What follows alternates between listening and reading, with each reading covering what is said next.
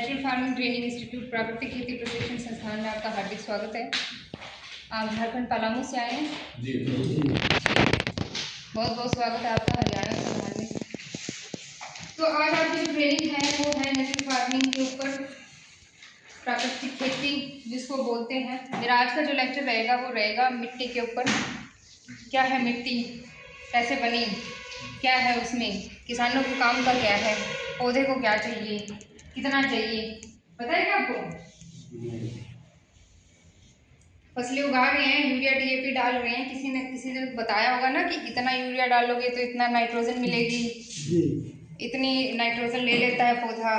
कहाँ से लेता है? पत्तों से लेता है, जड़ों से लेता है, पानी से लेता है, कहाँ से लेता है? कुछ एक किसानों की जो भ्रांतियां हैं कुछ एक चीज़ों में, तो वो भी आपकी क्या है दूर करेंगे इसमें लेक्चर में।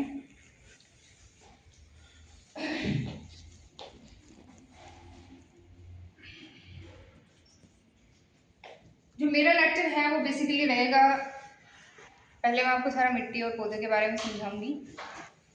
किसान का क्या योगदान रहता है कृषि उत्पादन में, और जो हमारे कमी के लक्षण आते हैं पौधों में, जो भी पोषक तत्वों की कमी होती है, जैसे हमारे अंदर कोई अगर कमी होती है तो हमारे क्या है लक्षण आते हैं, भाई बुखार हो गया, ठीक है, तापमान ऊपर या ज़्यादा हो गया, कम हो गया, ब्लड प्रेशर ऊपर नीचे हो गया, तो ये क्या होते हैं लक्षण होते हैं किसी बड़ी बीमारी के। तो इसी तरह पौधा भी क्या है कुछ ना कुछ लक्षण शो करता है, सिम्टम शो करता है, तो उसको पता लगता है कि भाई हाँ इस पोषक तत्व की कमी है, तो कुछ ना कुछ चीज़ क्या है शो करता है, दिखाता है। तो किस तरह से आप उसको देखेंगे, किस तरह से समझेंगे कि ये पत्ता क्या है पीला हो रहा है या लाल हो रहा है, तो इसमें किस चीज़ की कमी होगी, पता रहता है आपको? पता रहता है? नहीं।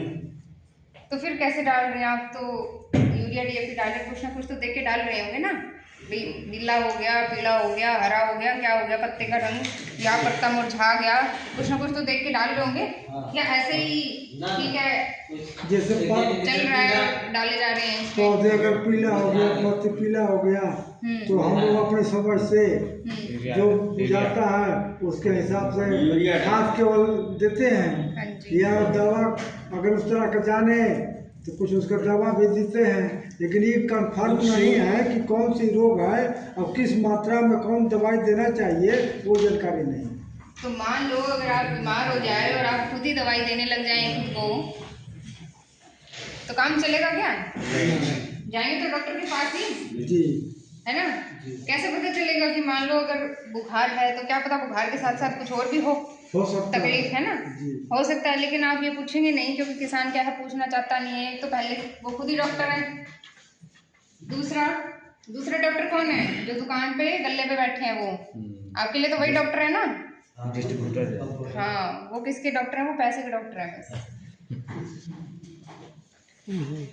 ये सत्य है कि वो सिर्फ पैसे के डॉक्टर हैं। अगर आप उनको बताओगे कि नहीं मेरे इसमें पौधे में पीलापन आ रहा है, वो आपको तसल्ली करवा के भेजेगा कि नहीं आपके पौधे में नीलापन और है, उसकी भी दवाई लेके जाओ। तो ये जो भी होते हैं दुकान पर बैठे हुए, सिर्फ क्या है लाइसेंस होता है दवाई बेचने का, लेकिन आपके किसान की समझदारी होनी चाहिए कि क्या उसको ये दवाई खरीदनी चाहिए, क्या उस दवाई का लाभ होगा या नहीं होगा। 99.9% तो किसान ऐसे हैं जिनको यही नहीं पता है कि ये दवाई हमारे काम के लिए है या नहीं है, कि डालनी चाहिए या नहीं डालनी चाहिए, किस अवस्था में डालनी चाहिए। तो ये सारा का सारा जो इतना ज़्यादा पैसा खर्च कर रहे हैं किसान अपना दवाइयों पे, खाद पे, जो कि बहुत कम मात्रा में चाहिए फसलों को, तो ये जो ओवरडोज हो रहा है, ओवरडोज के बारे में बताऊंगी कि कैसे कैसे किसान किस तरफ बढ़ा ओवरडोज है, कहाँ से डालनी शुरू की उसने और कहाँ तक वो आ गया है। तो ये सारा का सारा आज मेरे लेक्चर में आज मैं आपको समझाऊंगी। तो 2-3 प्रश्न है मेरे, उससे हम लेक्चर की शुरुआत करते हैं। कोई भी किसान है बुआई करता है, कटाई करता है, सारे के सारे ऑपरेशन करता है, बीच में निराई गुड़ाई खाद डालना, तो आपके हिसाब से कितना प्रतिशत कंट्रीब्यूशन रहता है, कितना प्रतिशत भागीदारी रहती है एक किसान की फसल उत्पादन में, कितना रहती है? नहीं बात नहीं। देखिए आप बुआई करते हैं बीज की, एक किसान से मैं पूछ रही हूँ कि आप सारे काम करते हैं, बुआई से लेकर कटाई तक फसल 100% बीमारी उसी के ऊपर है। बिल्कुल। एक किसान ने कहा है कि जो किसान की भागीदारी है वो 100% है, बिल्कुल। और किसी किसान को कहना है इसमें कम ज्यादा करना चाहता हो कोई। एक किसान जो आपके झारखंड पलामू से जो आया है ग्रुप, इनमें से एक किसान का कहना है कि 100% भागीदारी किसान की होती है। दूसरा कोई और, या सारे ही मान रहे हैं कि 100% है? ठीक है, 100% है। तो मैं ये बता दूं कि किसान की भागीदारी एक फसल उत्पादन में 1% से भी कम है। अगर 100% भागीदारी अगर आपकी होती तो क्या आप बुआई से पहले बता नहीं देते कि मेरा इतना उत्पादन आएगा? बता सकते हो ना? ये देखिए ये अलिटरेट है, ये तो पढ़ा लिखा नहीं है, अशिक्षित है, इसको ये पता नहीं, ये इतने जानता है कि हमको करना है। देखिए, जो कोई भी किसान कितना भी जानता हो, आज बेसिक किसान इतना तो जानता है कि भैया इस फसल की इतना तो उसको प्रैक्टिस होती है कि भाई इसकी अब बुआई होती है और इस टाइम पे कटाई होती है। हो सकता है कि खाद का और उसको डालने का ना पता हो, दवाई डालने का ना पता हो, लेकिन इतना तो पता होता है कि इस टाइम पे बुआई होती है, इस टाइम पे कटाई होती है। फसल का भी पता होता है। जो किसान की भागीदारी होती है वो लेस देन 1% होती है, 1% से भी कम होती है। अगर 100% हो तो किसान कॉन्फिडेंस से कह सकता है, आश्वस्त होगा कि मैंने इतने किलो बीज मैंने इस फसल का बोया है, मैं इतने क्विंटल उत्पादन इस खेत से ले लूंगा। है कि किसी को इतनी तसल्ली होती है? लगभग अनुमान होता है, नहीं होता। आप कैसे अनुमान लगा सकते हो? बारिश आ गई, कोई कीड़े का वो हो गया, प्रकोप आ गया, पूरे के पूरे खेत उजड़ जाते हैं, आप कैसे अनुमान लगा सकते हो? नहीं अनुमान लगा सकते। जब तक आपकी खेत से कटाई होके मंडी में जब तक तो नहीं जाता, आप पता नहीं लगा सकते। बात ये है मैम, भारतीय कृषि जो है वो एक पारंपरिक ढंग से पहले से चलते आ रहा है।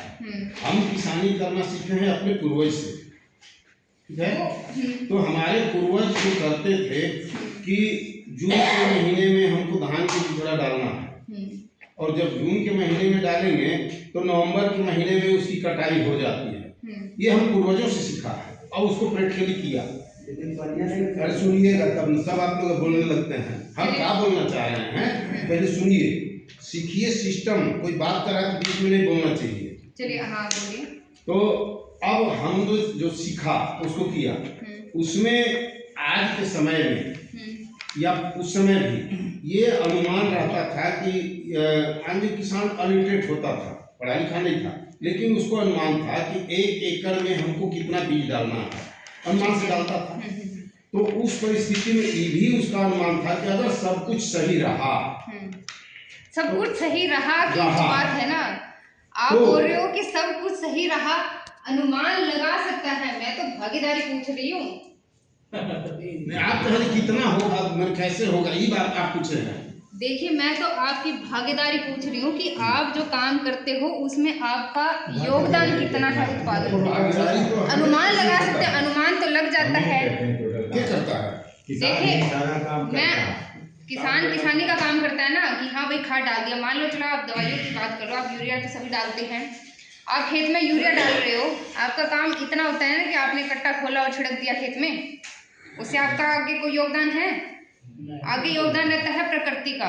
पौधे की जड़ कैसी है, मिट्टी कैसी है, मिट्टी भी आपने नहीं बनाई है या बनाई है किसी किसान ने? नहीं बनाई है ना, मिट्टी भी प्रकृति ने बनाई है, प्रकृति ने ही पौधे की जड़ बनाई है। अब जड़ों का और मिट्टी का कैसा तालमेल है, आपने जो खाद छिड़का है वो कैसे पौधा ले रहा है, तो ये सारा का सारा प्रकृति पे डिपेंड रहता है, आपकी इसमें कोई भागीदारी नहीं होती है। अगर इतनी भागीदारी होती तो यूरिया में 40% नाइट्रोजन है, 40% नाइट्रोजन होती है, उसका भी मैं बताऊंगी कितना हिस्सा पौधे को पौधा जो है वो प्रयोग कर पाता है।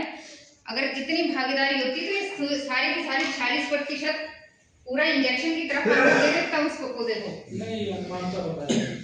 पूरा का पूरा क्या 40 को पौधे को देने की कोशिश करता, लेकिन नहीं दिया जाता है। प्रकृति ने ऐसा तंत्र बना रखा है कि आप जितना करोगे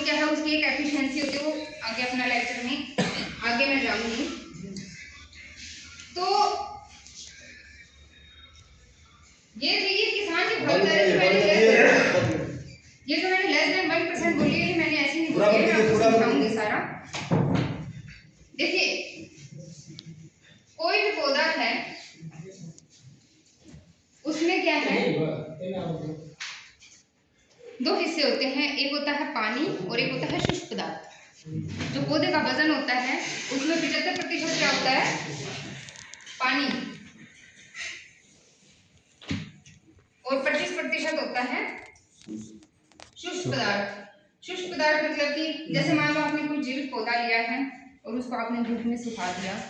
धूप में सुखाने के बाद जो पहले आप उसको वजन करके देखिए जब वो जीवित था, फिर उसके बाद आप सूखने के बाद उसको वजन कीजिए। वजन कब कम होगा? कब कम होगा? सूखने, जब सूख जाएगा तब ना। तो जो वजन कम हुआ है वो क्या था? वो पानी था। मान लो 100 ग्राम है वजन किसी पौधे का, अब आपने उसको सुखा दिया, उसमें क्या रहेगा? 25 ग्राम वजन रहेगा। बाकी जो 75 ग्राम उड़ गया वो क्या था? पानी था। ये 75 ग्राम। अब मैं आपको थोड़ा सा टेक्निकल समझाऊंगी कि कितने पोषक तत्वों की जरूरत होती है। पानी होता है H2O, अगर मैं केमिस्ट्री की बात करूं, ठीक है। और पौधा अपना 75% जो वजन है, 75% जो वजन है वो किससे पूरा कर सकता है? सिर्फ पानी से। उसमें भी अब पानी अगर जो वर्षा पर निर्भर है, जो खेत खलियान, वहां पे किसान का इतना योगदान रहता है कि उसने क्या है, नाका खोलना होता है। बस नाका समझते हैं आप? नाका समझते हैं? नाका मतलब कि जहां से पानी जाता है, आप कहीं से खोलते होंगे ना? नल, मेड़। हाँ, मेड़। जो आप मेड़ खोलते हैं तो पानी जाता है, उसको हम क्या है हरियाणवी भाषा में नाका बोलते हैं। तो क्या है, वो जो मेड़ खोलने का काम है इतना ही करता है किसान, उससे ज्यादा तो नहीं करता। वो नहीं जड़ों में देता है कि हाँ भाई पानी क्या है जड़ों तक जाए। आपने क्या किया, सिर्फ क्या है मेड़ खोल दी और पानी क्या आपके खेत में जा रहा है। और जो वर्षा पर निर्भर है खेत, उसमें तो किसान का इतना भी योगदान नहीं रहता कि वो पानी लगाए।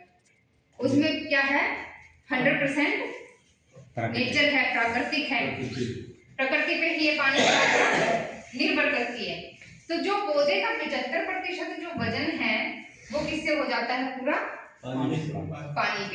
पानी से। बाकी रह गया शुष्क पदार्थ, बाकी रह गया ये 25 ग्राम वजन। मान लो 100 ग्राम था, 100 ग्राम में से 75 ग्राम किसका था?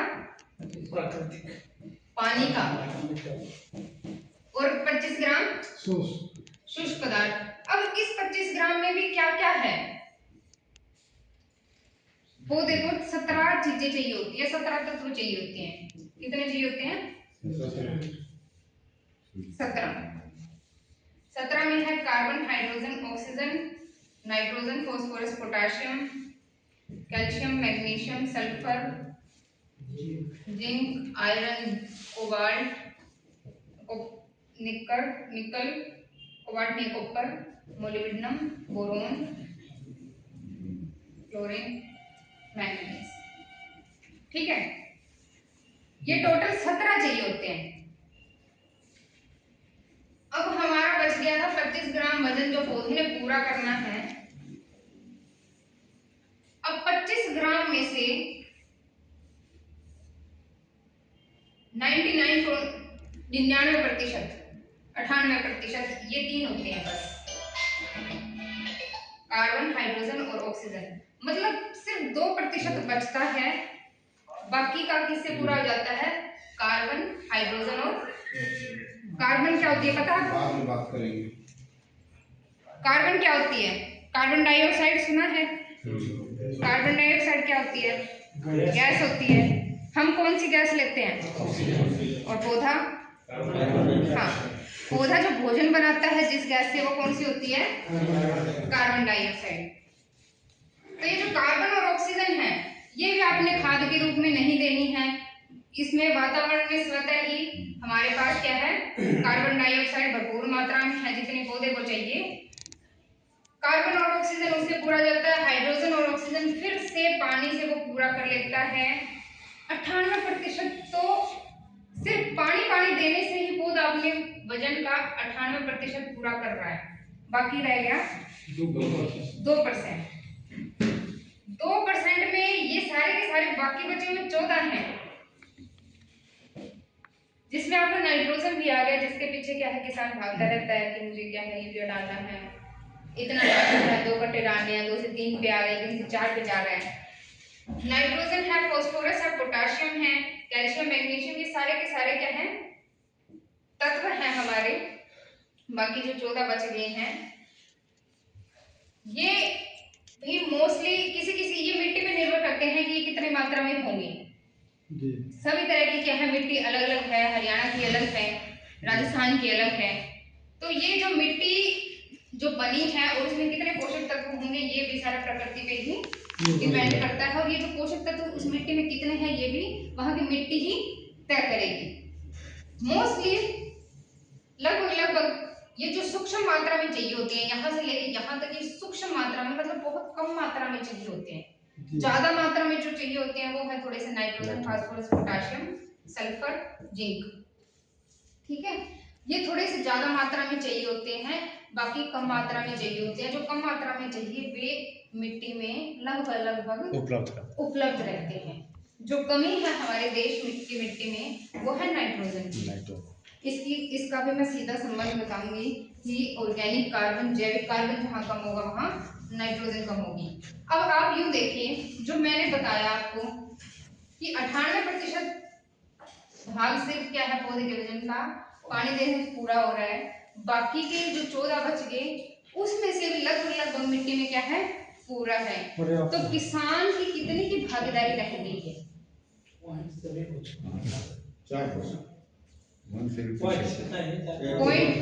रहेगी ना, सारा काम तो प्रकृति ही कर रही है, 1% से कम हो जाएगा। सारा काम तो प्रकृति अपने आप ही कर रही है। लेकिन प्रकृति ने एक और भी नियम भी बनाया है कि अगर आप मुझसे छेड़खानी करेंगे, कुछ इम्बैलेंस अगर क्रिएट करेंगे प्रकृति में, तो क्या है आपकी सारी की सारी चीजें बिगड़ जाएंगी।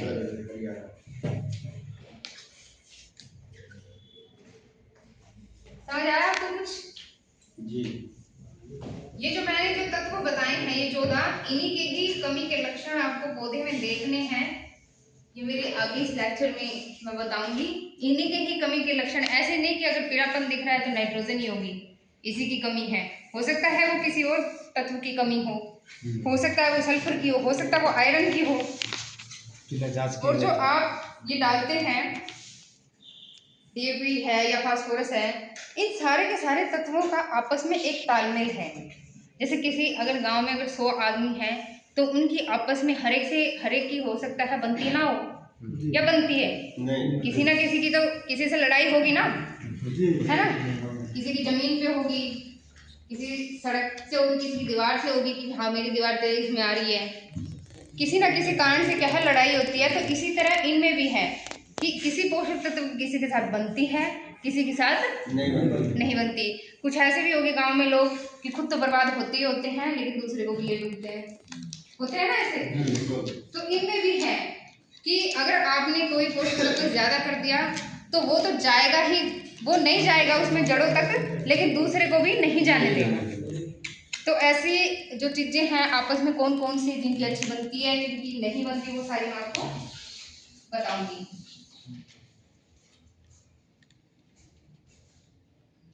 अच्छा ये बताइए, एक मैं आपसे प्रश्न करना चाहूंगी, जो मिट्टी है हमारी वो मिट्टी सजीव है, निर्जीव है, क्या है? सजीव। अगर सजीव है तो कैसे है, निर्जीव है तो कैसे है? उसके तथ्य भी तो होने चाहिए ना, ऐसे तथ्यों के बिना तो हम बात नहीं करेंगे। निर्जीव होता तो उसमें किसी भी पौधा वगैरह नहीं उग पाते। अच्छा, सजीव तो हम भी हैं, हम सजीव है ना, हम पौधे उगा पाते हैं क्या? पहले बचपन में बोलते थे कि अगर पेट में बीज चला जाए तो पेड़ उग जाता है ना। तो हम पौधे उगा पाते हैं क्या? हम सजीव हैं, जानवर भी सारे सजीव हैं। मिट्टी निर्जीव है, किसान भाई ने कहा। हाँ जी, मिट्टी निर्जीव है, बिल्कुल सही। और जिन, हाँ जी, मिट्टी निर्जीव है। जी बिल्कुल, झारखंड पलामू से जो किसान आए हैं वो कह रहे हैं कि मिट्टी निर्जीव, मालूम है ये बात?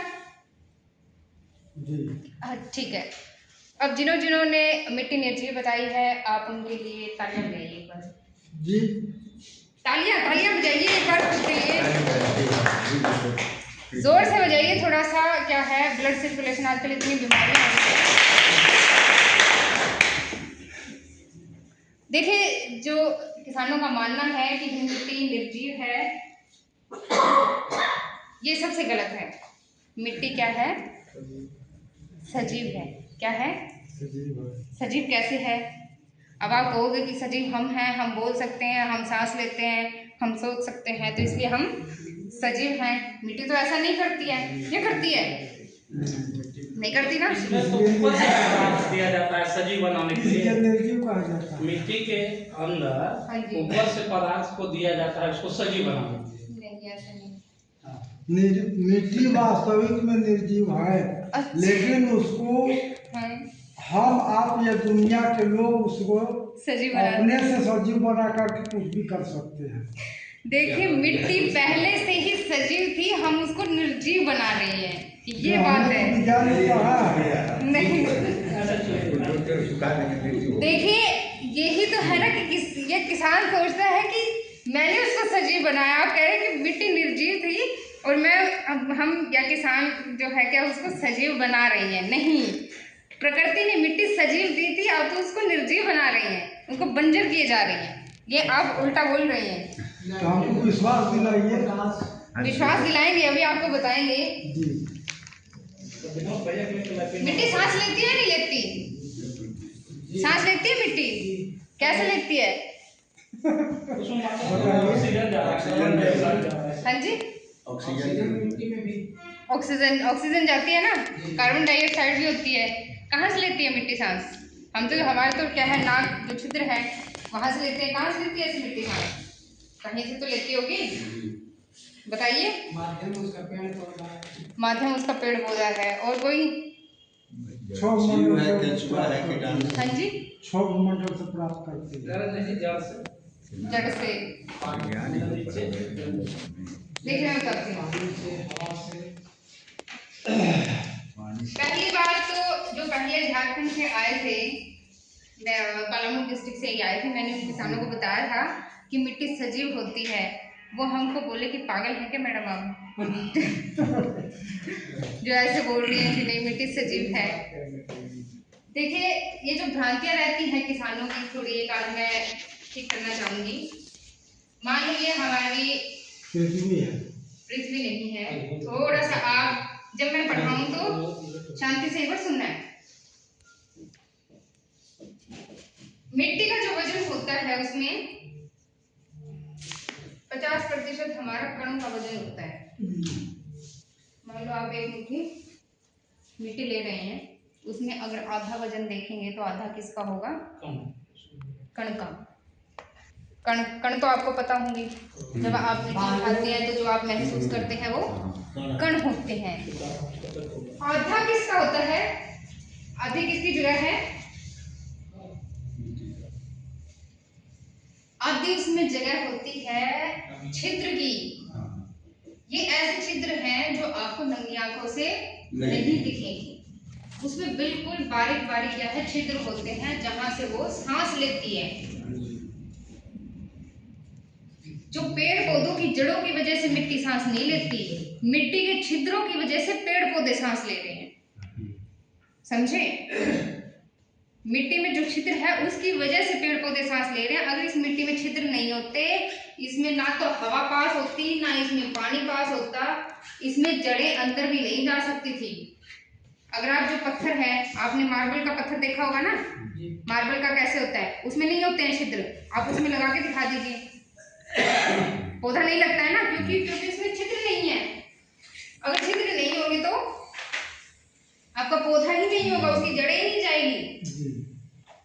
तो पौधा जीवित है वो किसके कारण? क्योंकि हमारी मिट्टी जीवित है। अब जीवित कैसे है? एक तो मिट्टी हमारी सांस लेती है। सांस लेती है किसके द्वारा? छिद्र के द्वारा। आधा वजन होता है उसमें कणों का, आधा किसका होता है? छिद्र का। और अब इन छिद्रों में दो चीजें हो सकती है, या तो होता है हवा, या हो सकता है हमारा पानी। क्या हो सकता है? या तो हवा होगी, या पानी होगा, या फिर दोनों चीजें भी हो सकती है। ठीक है। प्राकृतिक खेती ये कहती है कि जो ये हमारे जो छिद्र हैं मिट्टी के अंदर, एक बैलेंस होना चाहिए, मतलब आधों में होना चाहिए हवा और आधों में होना चाहिए पानी।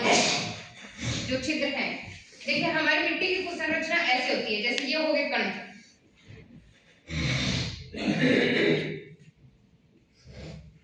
ये ऐसे कण हैं, इनकी आपस में एक संरचना होती है, ये ऐसे आपस में जुड़े होते हैं। अब इनके बीच में ये जो जगह बची हुई है, ये होता है छिद्र। अगर मान लिया आपने ऊपर से पानी दिया, तो वो पानी क्या है, नीचे से ऐसे निसर के जाता है ना। जब आप पानी लगाते हो तो नीचे चला जाता है पानी, तो वो किसके थ्रू जा रहा है? छिद्रों के थ्रू जा रहा है। आप मार्बल पे जो आप फर्श बनवाते हो, आप उस पे पानी डालिए, क्या पानी नीचे जाएगा? नहीं जाएगा ना, क्यों? क्योंकि उसमें छिद्र नहीं है। अब मिट्टी में आप पानी डालते हो तो वो क्या है, नीचे चला जाता है, क्योंकि उसमें छिद्र होते हैं। यहीं से ही क्या है, ऑक्सीजन और जो हवा का क्या है, साइकिल चलती रहती है, प्रवाह चलता रहता है। मिट्टी सांस लेती है। दूसरा सजीव कैसे है? मिट्टी में हजारों करोड़ों संख्या में छोटे छोटे जीवाणु होते हैं, इसलिए सजीव है वो। अगर निर्जीव होती, निर्जीव किसको बोलते हैं? ये जो बेंच है, ये है, ये जो आपने किताब, ये पेन लिया हुआ है, ये क्या है? ये है निर्जीव। ठीक है। तो विनोद भैया के लिए कलर पेन होना चाहिए।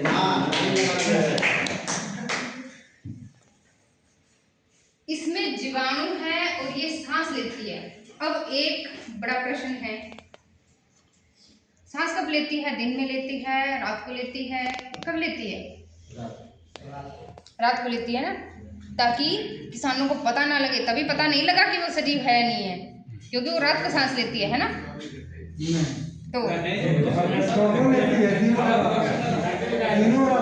एक एक आपको बोलने का मौका दिया जा रहा है, लेकिन एक एक, ताकि मुझे समझ आए कि आपके विचार क्या हैं। हाँ जी, रात को लेती है या दिन में लेती है सांस? श्वसन प्रक्रिया हमेशा जारी रहता है।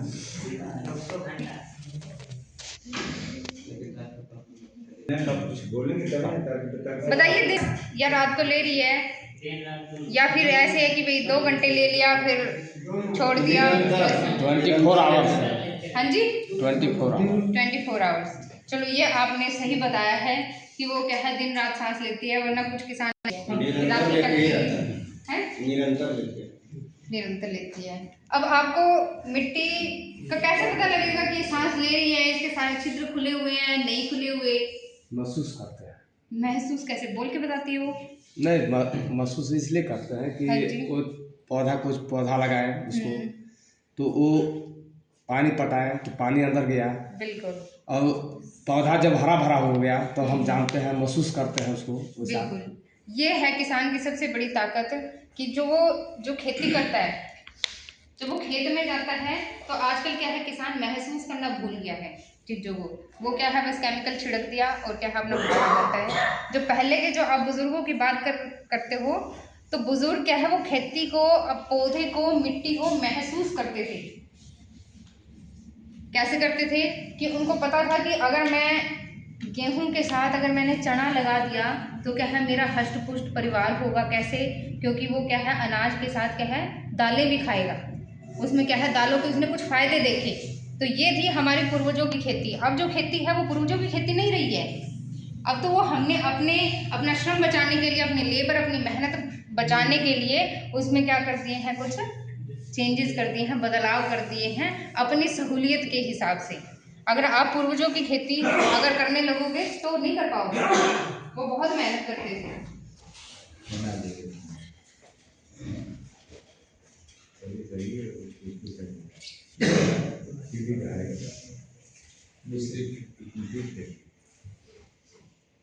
करते थे ना मिश्रित खेती।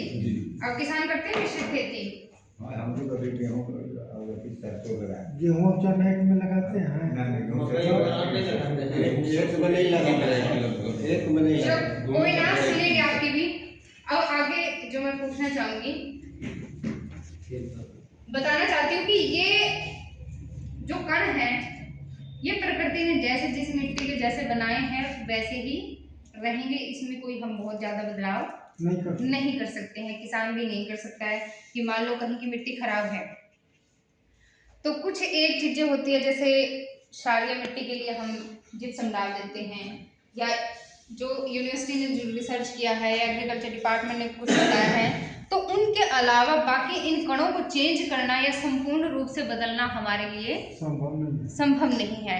लेकिन फिर भी क्या है, कुछ किसान अपने जो है कणों के सुधार के लिए या कणों को बदलने के लिए तरह तरह के केमिकल डालते रहते हैं कि ये आप केमिकल डालिए, इससे आपके कण बहुत अच्छे हो जाएंगे या बहुत ज्यादा पोषक तत्व बढ़ जाएंगे। ऐसा नहीं है, ये मूर्खतापूर्ण कार्य नहीं करना है कि दुकान से आप केमिकल लेके आओ कणों को बदलने के लिए। क्या समझे? बदल सकते हैं नहीं बदल सकते मिट्टी? मुझे लगता है आपने कुछ और सोचा हुआ था, मैं इसे उल्टा पढ़ा रही हूँ। ऐसा ही है क्या? नहीं। ठीक है, ये जो कण है ये किसान नहीं बदल सकता है। ये जो 50% जैसा है वो प्रकृति ने दिया हुआ है, वो वैसा ही रहेगा। ये जो है कि भाई इन छिद्रों में हवा रखनी है या फिर पानी रखना है, ये किसान के हाथ में होता है। किसान के हाथ में वो भी तब होता है जब वो पानी दे रहा हो, अगर उसके पास खुद का पानी का सोर्स हो, ट्यूबवेल हो, बोरवेल हो, तब। वरना तो ये भी क्या है, प्रकृति पे ही निर्भर रहते हैं। लेकिन फिर भी हम कोशिश कर सकते हैं कि जो ये बैलेंस है हवा और पानी का मिट्टी के छिद्रों में, ये क्या है बना के रखें।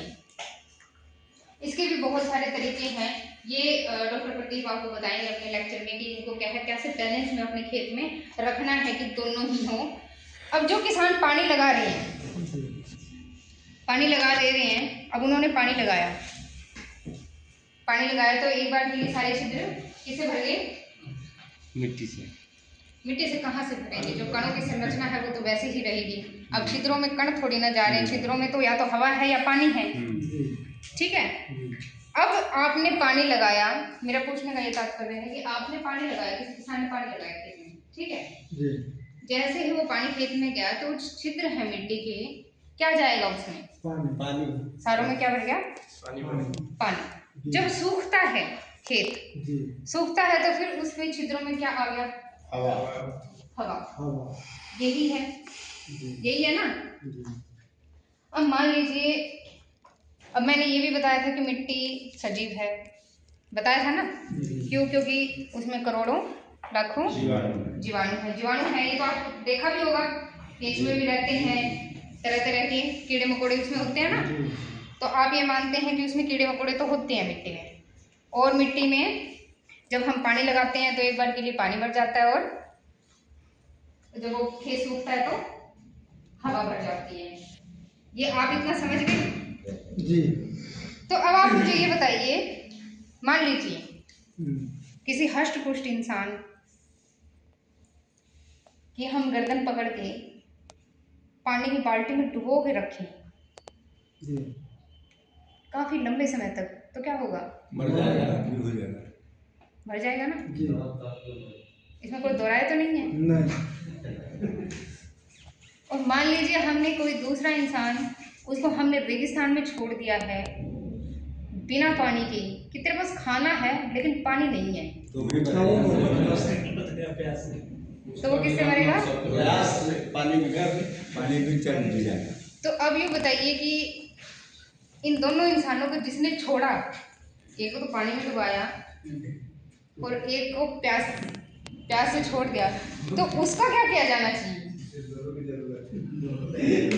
बैलेंस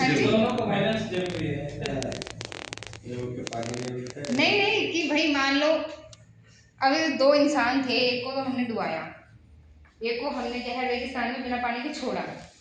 अब जिस उन दोनों को किसी ने छोड़ा है तो उसका क्या किया जाना चाहिए? मान लो मैंने ही छोड़ा हो तो उसका क्या किया जाना चाहिए? बैलेंस बनाना चाहिए, कितने दिनों के लिए इसको छोड़ना है, कितने दिनों के लिए इसको छोड़ना है।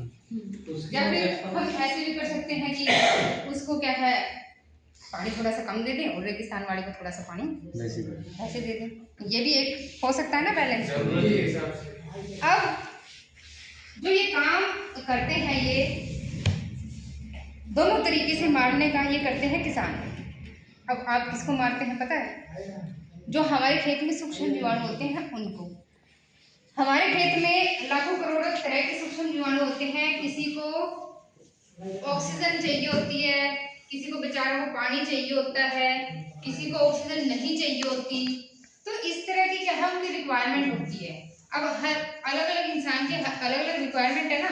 कोई 2 रोटी खाता है, कोई 4 रोटी खाता है, कोई क्या है ज्यादा पानी पीता है, कोई कम पानी पीता है, अलग अलग तरह की है। ऐसे हमारी मिट्टी में जो सूक्ष्म जीवाणु हैं उनकी अलग अलग तरह की रिक्वायरमेंट है। किसी को ऑक्सीजन चाहिए, किसी को नहीं चाहिए, किसी को थोड़ी चाहिए, किसी को पानी चाहिए, कोई कम पानी में रह लेता है, कोई ज्यादा पानी में। तो इस तरह की क्या है, उनकी रिक्वायरमेंट है, जरूरत है।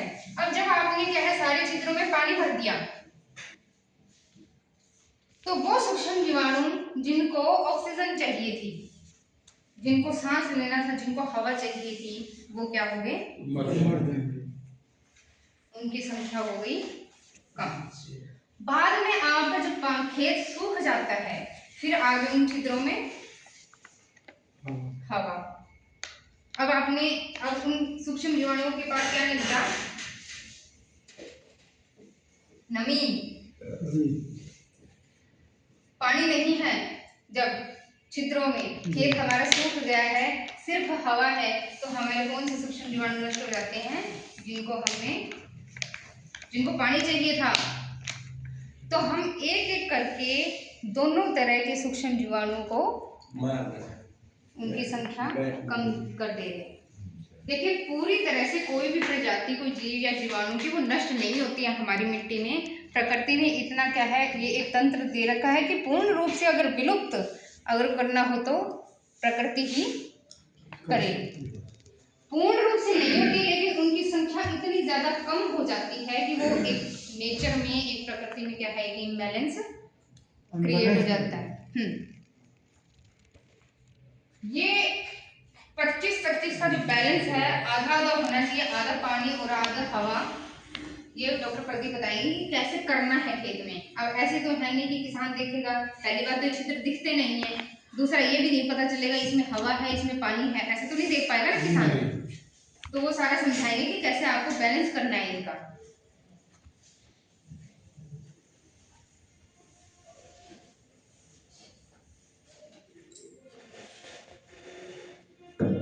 अब आगे जो हमारी रिपोर्ट आती है मिट्टी, जब हम टेस्ट करवाते हैं, क्या वो किसी किसान को पढ़नी आती है? नहीं पढ़नी आती है। मान लो कोई लिख के दे दे कि आपके इतना इतना किलो है आपके खेत में मिट्टी, तो आपको पता लगेगा ज्यादा है, कम है, नहीं और डालना चाहिए यूरिया, नहीं डालना चाहिए, इसकी ज्ञान नहीं है।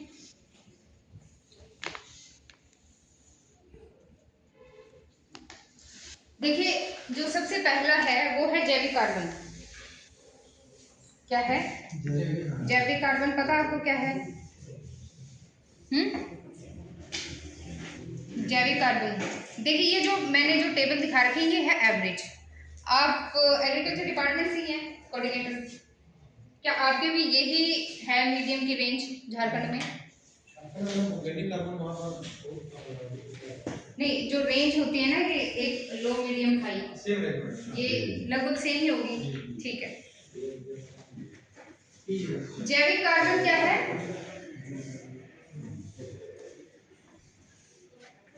जैविक कार्बन पता है किसी किसान को? सुना हो कभी? ये किस चिड़िया का नाम है? जीवों द्वारा कार्बन का बिल्कुल, जीवों द्वारा कार्बन का उत्पादन करना, एक किसान भाई ने बताया। जीवों द्वारा कैसे कार्बन उत्पन्न होता है, उत्पादन होता है?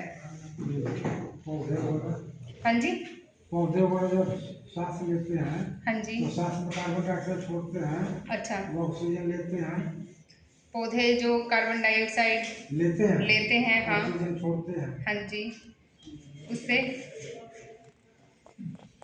थोड़ा बहुत पता है, पर बीच में थोड़ा सा हो जा रहा है, तालमेल सही नहीं बैठ रहा। जैसे पेड़ पौधे जब मर जाते हैं और वो जमीन के नीचे दब जाते हैं तो प्रेशर से सुनिए एक बार ये जो कुछ बता रहे हैं जी। तो जैसे पेड़ पौधे जब जमीन में दब जाते हैं तो प्रेशर के कारण उनके कार्बन उससे जनरेट होते हैं, उसको हाँ कुछ ठीक है। अगर मैं किसान की भाषा में बात करूं तो जैविक कार्बन हमारे पौधों के लिए, हमारे सूक्ष्म जीवाणुओं के लिए क्या है, भोजन का काम करता है। अगर मैं साइंस की भाषा में बात करूं तो जैविक कार्बन वो कार्बन है जो सूक्ष्म जीवाणुओं के द्वारा बनाया गया है, जो उनकी बॉडी में होता है। अब जिन जीवाणुओं की मैं बात कर रही थी कि भाई मिट्टी सांस लेती है, मिट्टी के अंदर जीवाणु होते हैं, सूक्ष्म जीवाणु होते हैं। जिन जीवाणुओं की बात कर रही थी उनकी जो बॉडी है, उनका जो शरीर है वो किससे बना होता है, जो उनका भोजन है वो कौन क्या होता है, जैविक। ठीक है। और ये बनता कैसे है, कोई भी फसल अवशेष हो या कोई भी आपके खरपतवार हो, कुछ भी हो, पत्ते, जो मतलब किसान ये सोचता है कि ये मेरे खेत में सही नहीं है, या गोबर की खाद हो या वर्मी कंपोस्ट हो, जब वो गल सड़ के इतने बारीक उसके कण हो जाते हैं कि भी आगे ये नहीं टूट सकता है, इससे ज़्यादा ये नहीं टूटेगा। अब वो ऐसी स्टेज में आ गया है कि जो मैंने जो 14 न्यूट्रिएंट बताए थे ना, 14 तत्व बताए थे, वो अब उसमें से रिलीज होने शुरू हो गए हैं। तो जब वो ऐसी स्टेज में आ जाता है तो उसको क्या बोलते हैं हम, जैविक कार्बन। जब वो न्यूट्रिएंट रिलीज होते हैं, जब वो पोषक तत्व निकलते हैं उस गले सड़े पदार्थ में से, तब वो जैविक कार्बन कौन प्रयोग करता है, वो पौधे भी लेते हैं वो न्यूट्रिएंट, और जो सूक्ष्म जीवाणु है हमारे मिट्टी में वो भी उसको लेते हैं, उनको चाहिए ना अपना शरीर बनाने के लिए। पहला जो है वो है जैविक कार्बन। और जैविक कार्बन हमारी मिट्टी में 0.5 से 0.75% होना चाहिए, तो हम ये बोल सकते हैं कि हमारी मिट्टी ठीक ठाक है, ज़्यादा अच्छी नहीं है पर ठीक है। अगर 0.75% है तो अच्छी है। कितना होना चाहिए बेटा? 0.75% से ज़्यादा होना चाहिए। वैसे तो अगर 0.5 से 0.75% है तो मतलब आपकी मिट्टी अभी भी ठीक ठाक है बच्चे। पीएच अगला बताऊंगी, अभी जैविक कार्बन खत्म कर लो फिर उसके बाद 0.75 होना चाहिए। हाँ, कम से कम 0.5% होना चाहिए, कम से कम 0.5% होना चाहिए। 0.5 से अगर 0.75% है तो मतलब मीडियम है, ठीक ठाक है, अभी मिट्टी बची हुई है। 0.75 उपजाऊ हाँ, उपजाऊ का एक वो जो है हम मान लगा सकते हैं कि भाई अगर 0.5 से 0.75% के बीच में है तो ठीक ठाक है, उपजाऊ है हमारी मिट्टी। इसको कैसे पता लगा सकते हैं जैसे आप माछा ये हाँ जांच करवानी पड़ेगी आपको। मिट्टी जो केवीके है या जो आपके राज्य में हर एक डिस्ट्रिक्ट में सॉइल टेस्टिंग लैब मिलेगी, एग्रीकल्चर डिपार्टमेंट या फिर ICRT इंस्टीट्यूट, ये 3 जगह है जहाँ पे आप मिट्टी अपनी टेस्ट के लिए दे सकते हैं। कृषि विज्ञान केंद्र, एग्रीकल्चर डिपार्टमेंट जो स्टेट का है, उसमें हर एक डिस्ट्रिक्ट में आपका एग्रीकल्चर डिपार्टमेंट का ऑफिस होगा, ठीक है, या फिर ICRT Indian council of agriculture research, उसके क्या है, या तो KVK मिलेंगे या फिर इंस्टीट्यूट मिलेगा, वहाँ पे हर जगह मिट्टी आपकी टेस्ट हो सकती है। रेट अलग अलग हैं हर एक राज्य के, हर एक उसके स्टेट एग्रीकल्चर डिपार्टमेंट के अलग हैं, KVK के अलग हैं, वो रेट आपको अपने एरिया के पूछने पड़ेंगे, ठीक है। फ्री ऑफ कॉस्ट है। हाँ, ये कह रहे हैं कि फ्री ऑफ कॉस्ट है। तो अब जैविक कार्बन आपकी मिट्टी की रिपोर्ट आई, चलो मान लो आपने टेस्ट करवाया, आपकी मिट्टी की रिपोर्ट आई है, उसमें जैविक कार्बन लिखा हुआ है 7.5%। तो इसका मतलब क्या है? ठीक है, मीडियम उपजाऊ मिट्टी है, वो बरकरार हाई है, लो है, मीडियम है, कोई कम है, ज़्यादा है या मध्यम है, कैसी है कैटेगरी? मध्यम है, सभी का यही मानना है। देखिए मैंने बोला था 0.5 से 0.75%, ना कि 7.5%। इस पॉइंट का बहुत फर्क है। मैंने बोला कि अगर 7.5 अगर बता दे, ये 7.5 नहीं है, ये 0.75 है जी, ये 7.5 है। जी, तो अगर आपकी रिपोर्ट में ये लिखा आता है कि आपकी मिट्टी में 7.5% है, तो क्या मानेंगे आप उसको? हाई आप क्या मानेंगे? हाई मानेंगे? हाई मानेंगे? एक बार खुद के लिए तालियां बजाइए, क्या बात बजाइए। नहीं समझ में 7.5 जो लिखा हुआ है मैडम, हाँ जी। वो अधिक हुआ, हाँ जी, उतना नहीं चाहिए, हाँ जी, हमको ये कहना। हाँ। देखिए जो 7.5% ऑर्गेनिक कार्बन है, ये तो जंगलों की मिट्टी का भी नहीं होता है, जहाँ पे क्या है हर साल पत्ते झड़ते हैं और फिर गलते हैं, सड़ते हैं। 7.5% का मतलब है कि भाई जिसने जो मिट्टी टेस्ट की है जी, उसको रिपोर्ट बनानी नहीं आई, गलत है, ठीक है। जी। आपका जो ऑर्गेनिक कार्बन है वो अगर 1% भी आप उस मिट्टी का अगर पहुंचा देते हैं जिसपे आप हर 6 महीने में फसल ले रहे हैं, जी, अगर आप उसका 1% भी पहुंचा देते हैं, ये भी बहुत बड़ी बात है। अधिक है। अधिक तो नहीं कह सकते कि भाई ठीक है, 1% पहुंचाना बहुत मुश्किल है। 7.5 अगर आप ले आए, 7.5 से 0.8% ले आए, तो मतलब आपकी मिट्टी बहुत सही है, बहुत उपजाऊ है, ठीक है। 7.5 अगर लिखा है तो उसको रिपोर्ट वापस दे देना कि आपने गलत बना के दी, आपने सही से टेस्टिंग नहीं की। हो सकता है कि उसने सही से टेस्टिंग की हो, आपने सैंपल गलत दिया हो। सैंपल कैसे की? अगर आपने मिट्टी के सैंपल में अगर पत्ते या कोई खरपतवार अगर गलती से आपने उसमें डाल दिया सैंपल में और वो वहीं गल सड़ गया, तो उस मिट्टी के सैंपल का बहुत ज़्यादा ऑर्गेनिक कार्बन आएगा, जैविक कार्बन आएगा।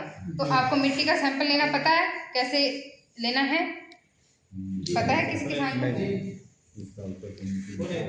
देखो जो हमारा खेत होता है उसके 4 कोने 1-1 मीटर जगह छोड़ दें, किनारे से 1-1 मीटर जगह छोड़ के चारों कोनों से हमने 1-1 किलो मिट्टी उठानी है और 1 किलो आप सेंटर से, ठीक है। तो इसका जो लेने का तात्पर्य क्या है कि हो सकता है कि जो हमारे खेत है उसमें एक जगह पे क्या पता ज़्यादा उपजाऊ हो कोई कोना, ऐसे होता है ना कि थोड़ा सा क्या है ये कम उपजाऊ है, तो एक एवरेज सा आ जाए, तो इसलिए 5 जगह से आप कम से कम मिट्टी आप लीजिए और उसको क्या है एक कट्टे में, कट्टा समझते हो, बोरी, ठीक है, उसमें रख के उसको क्या है मिलाओ। मिलाने के बाद उसके 2 टुकड़े कर दो, 4 टुकड़े करके उस मिट्टी के उसमें से 2 अलग कर दो, 2 फिर से मिला दो, ठीक है। आपने मिट्टी ली कितनी? 5 किलो ली, 4 कोनों से और एक बीच में से 5 किलो। अब उसको इतनी बार ऐसे क्रॉस करते रहो कि वो कम से कम बस आधा किलो मिट्टी बच जाए, निकालते रहो उसको, ठीक है। आधा किलो मिट्टी वो आप पॉलीथीन में भर के, और पॉलीथीन भी आपने ऐसा लेना है कि उसमें पहले से कुछ ऐसा पदार्थ ना हो कि जो आपकी मिट्टी के सैंपल की रिपोर्ट को खराब करे, ठीक है। उसमें आप अपना नाम, पता, तारीख लिख के सैंपल दे देना। अब पानी का सैंपल कैसे लेते हैं, थोड़ा है पता आपको? नहीं पता? देखिए पानी का सैंपल कभी भी जहाँ पे पानी खड़ा हो पहले से ही वहां से नहीं लेना है, समझे। अगर मान लो आपने पानी लगा दिया, खेत में पानी है और खड़ा हो गया, आप ये सोच रहे हो कि अभी अभी मैंने पानी लगाया तो इसमें क्या ही हो गया होगा, यहीं से सैंपल क्या है भर लेता हूँ, तो ऐसा नहीं करना है। जिस भी सोर्स से, ट्यूबवेल, बोरवेल, जहाँ से भी आप पानी ले रहे हो, तो जो सोर्स है कम से कम 10 मिनट आपको पहले चलाना है।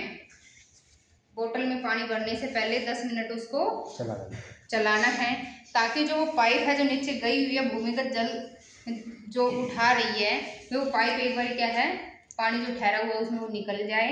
10-15 मिनट आप वो सोर्स चलाओ, उसके बाद आप उस बोतल को भरो, और भरने के बाद जिस बोतल में आप भर रहे हो उसको भी 3-4 बार उसी पानी से साफ करो। हाँ, जिस पानी का आपने सैंपल देना है, ठीक है। अब उस पर डेट वगैरह लिख के आप सैंपल सबमिट करा सकते हो। अगला है हमारा पीएच मान। पीएच मान क्या होता है?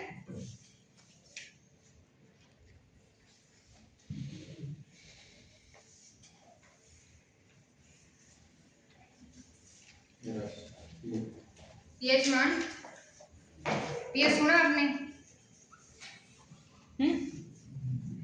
मिट्टी का स्वास्थ्य, मिट्टी का स्वास्थ्य तो जैविक कार्बन और ये सभी पे ही निर्भर करता है कौन कितना है। पीएच मान एक कंट्रोल बटन की तरह है। शुद्धता उसको शुद्धता बोल सकते हैं पीएच मान? नहीं, शुद्धता नहीं, कि भाई जो हमारे जो मिट्टी में ये जो मैंने पोषक तत्व बताए थे ये उसको मिलेंगे या नहीं मिलेंगे पौधे को, ये कौन तय करता है? पीएच मान। हाँ, ये हमारे 6.5 से अगर 7.5 के बीच में हो तो बहुत अच्छी बात है, मतलब कि सारे के सारे बैलेंस होंगे, पोषक तत्व सभी तरह के मिलेंगे। लेकिन अगर ये ज़्यादा हो गया, 8.5 से ज़्यादा हो गया या फिर 5.5 से कम हो गया तो क्या है, ऊपर नीचे होने लग जाते हैं सारे के सारे, कोई ज़्यादा आने लगेगा और कोई बहुत ज़्यादा कम आने लगेगा। पीएच मान जो है उसकी वैल्यू होती है जो 0 से 14 के बीच में हमारी मिट्टी की। जैसे अगर मान लो कोई खट्टी चीज होगी तो उसकी वैल्यू 7 से कम जाएगी। अगर कोई जैसे नमकीन होगी तो उसकी कहाँ जाएगी, 7 से ऊपर। हमारी मिट्टी की कितनी होनी चाहिए, 6.5 से 7 तो मिलेगी ही नहीं, 6.5 से 7.5 के बीच में हमारी मिट्टी की पीएच मान होनी चाहिए। ये तय करता है एक क्या है, कंट्रोल बटन की तरह है कि हमारे जो न्यूट्रिएंट है, जो हमारे पोषक तत्व है, ये आयरन हो गया, मैंगनीज हो गया, जिंक हो गया, नाइट्रोजन हो गया, फास्फोरस हो गया, पोटेशियम हो गया, ये उसको मिलेंगे या नहीं मिलेंगे पौधे को, ये कौन तय करता है? पीएच मान। ठीक है, अब कितना चाहिए वो कंट्रोल करके रहा। हाँ ठीक है। आप पीएच मान के बारे में क्या पूछ रहे थे, पीछे प्रश्न आया था, आप पीएच मान के बारे में पूछ रहे थे कि बताइए, इसके अलावा कुछ और पूछना है पीएच मान के बारे में? तो उसको हिंदी में क्या बोलेंगे, पीएच मान? पीएच मान ही है, पीएच ही बोलते हैं। उसको हिंदी में क्या कहते हैं मैडम? हिंदी में इसको पीएच ही कहते हैं, पीएच। अच्छा, ये बताइए कि क्या जो भारत में जहाँ जहाँ भी मान लीजिए एग्रीकल्चर किया जा रहा है, खेती किया जा रहा है, तो हर जगह का पीएच मान यही होना चाहिए कि कम बेसी भी होता है? ये देखिए, हर जगह का ये 6.5 से 7.5 पीएच मान नहीं है। अब आप आसाम की तरफ जाओगे या नॉर्थ ईस्ट की तरफ जाओगे जहाँ पे बहुत ज्यादा बारिश है, वहाँ पे क्या है, पीएच मान कम आ जाता है। क्यों? क्योंकि तो वहाँ पे बहुत ज्यादा बारिश होती है, बारिश होने के कारण जो हमारी मिट्टी में तरह तरह के जो नमक होते हैं वो घुल के नीचे चले जाते हैं। जहाँ पे भी ज्यादा नमक होगा पीएच क्या है आपका, बढ़ेगा। अब वहाँ पे नमक है नहीं, जहाँ पे ज्यादा बारिश हो रही है तो पीएच कहाँ कितना चला जाता है,